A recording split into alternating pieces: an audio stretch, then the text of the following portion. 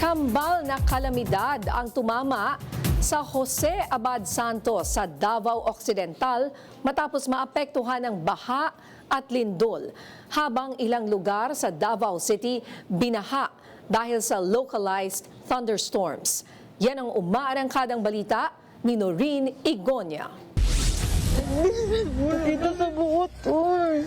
Kamong magami. Hindi pa man nakabangon sa magkasunod na trahedya ang Jose Abad Santos Davao Occidental matapos ang 7.8 magnitude na pagyanig nitong Hunyo, pagbaha nitong nakaraang linggo, muli na naman itong binaha gabi nitong Martes, Hulyo 14, na sinabayan pa ng magkasunod na lindol na ang pinakamalakas ay 6.3 magnitude.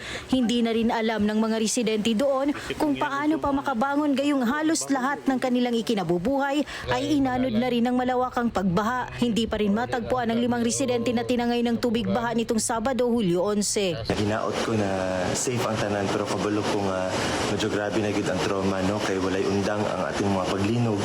Unya sabayan pa gid sa kusog nga ulan, mga baha ug mga landslide.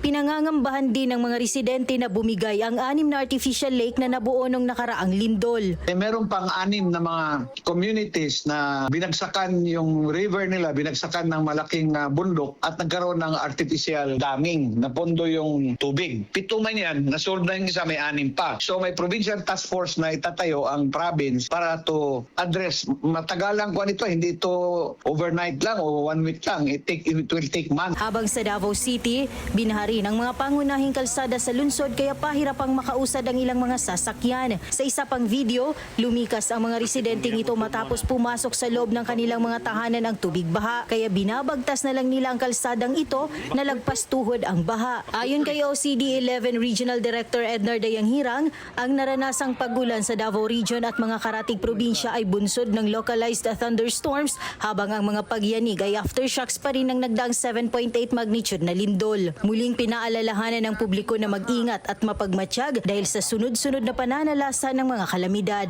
Mula dito sa Davao, Noreen Igonia ng PRTV News, nagseserbisyo para sa Pilipino.